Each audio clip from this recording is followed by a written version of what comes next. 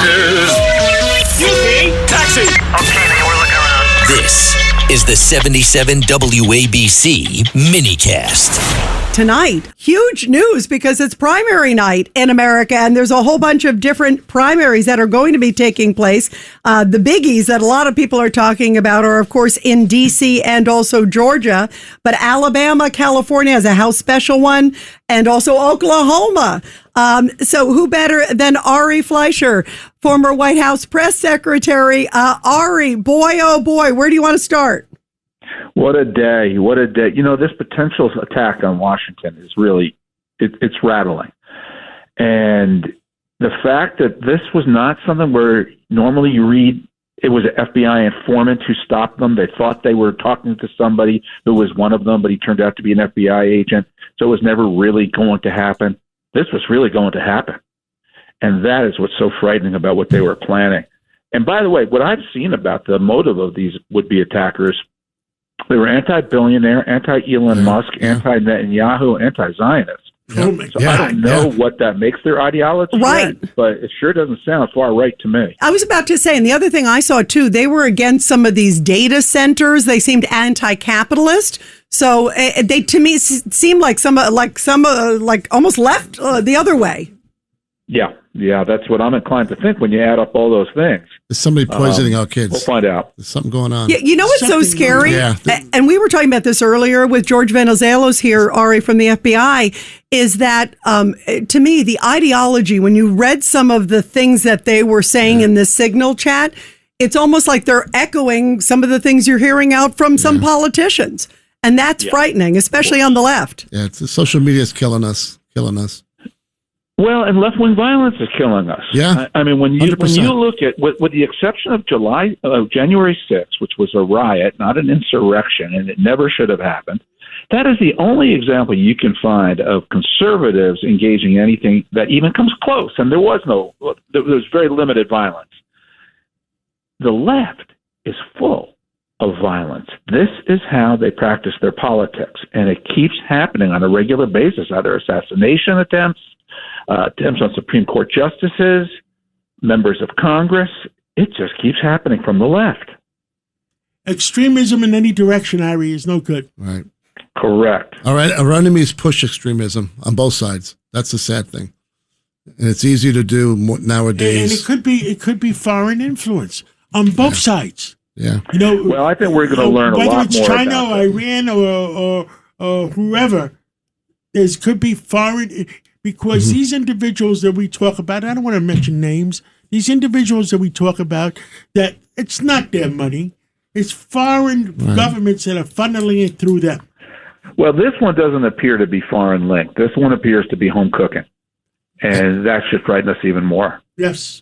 You know what's scary, Ari, too, and I'm looking at George, is that they believe they got 5 in custody, and apparently they believe there were several dozen on the Signal chat. That's what's so scary, and they're in different states. I mean, this is a well-coordinated, and some of them were coming into town.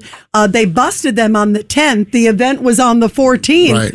That doesn't leave a lot of time. Thank goodness the parent turned him in. Thank goodness they were looking at that app. Hopefully, this is well ongoing. It's an ongoing investigation, and they have to uncover this. They have to go deep in this. That's why, it's nice to get things out. Maybe they wanted to get it out.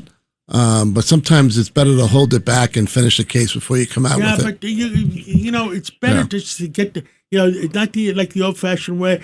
Get the news out and get. Yeah, but sometimes you tip off. Know what's going on. You know what? You don't want them to know you're on to them. Sometimes. On one of the cases, the mother turned in her own son. Yeah. So dial whatever the FBI number is. We should be able to tell that to people.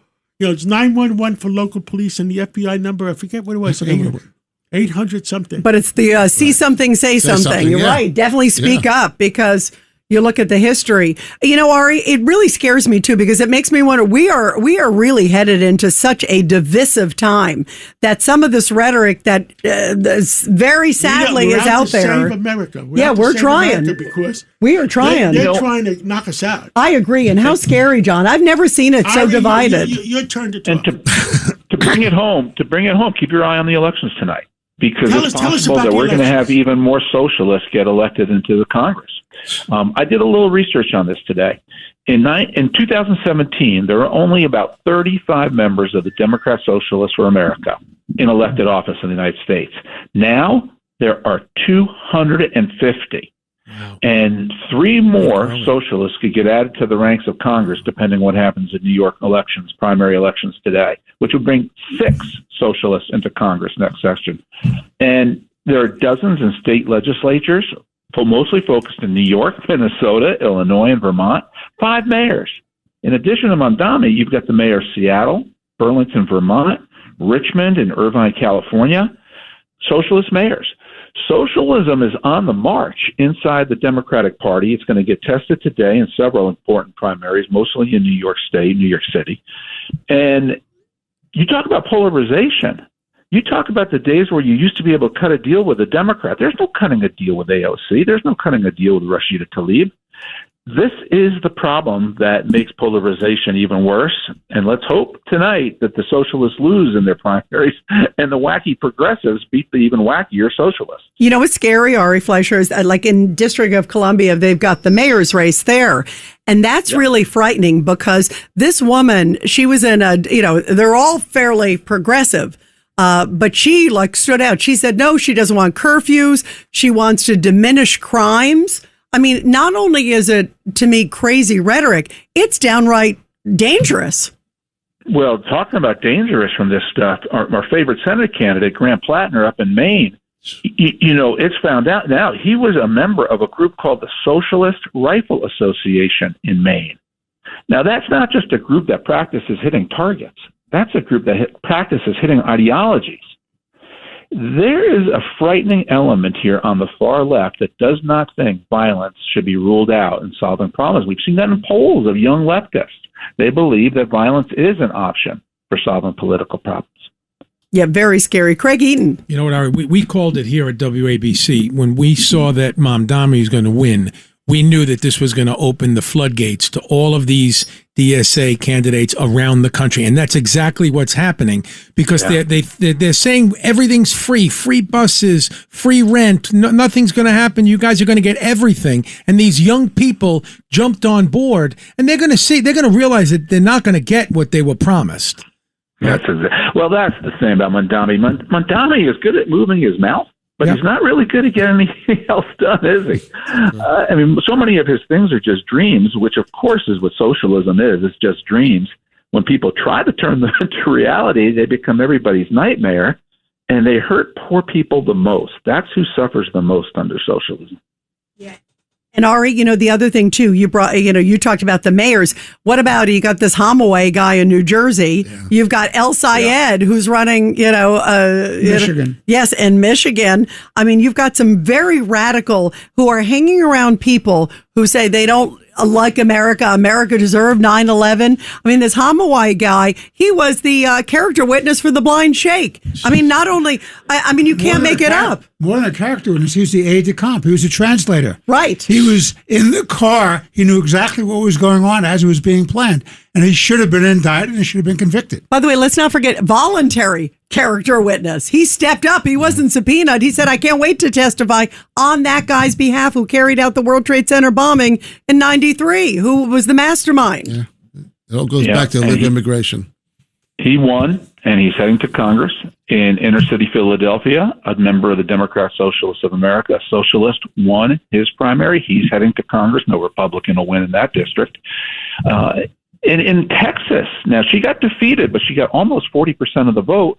There was a Democrat in the primary, in a runoff, who advocated putting Zionists in detention camps. That was her policy, her stated policy. It came out about a week before the election.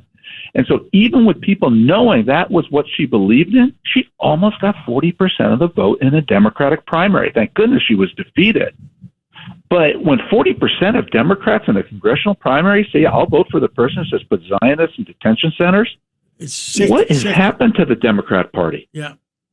It is really shocking. And they've come right out, Ari, and essentially said, we'll just take anybody. I mean, they know how bad Plattner is. You could see they're like dodging like flee. The other day, Hakeem Jeffries was asked, and he said, let's talk about the Knicks. Final thoughts, Ari.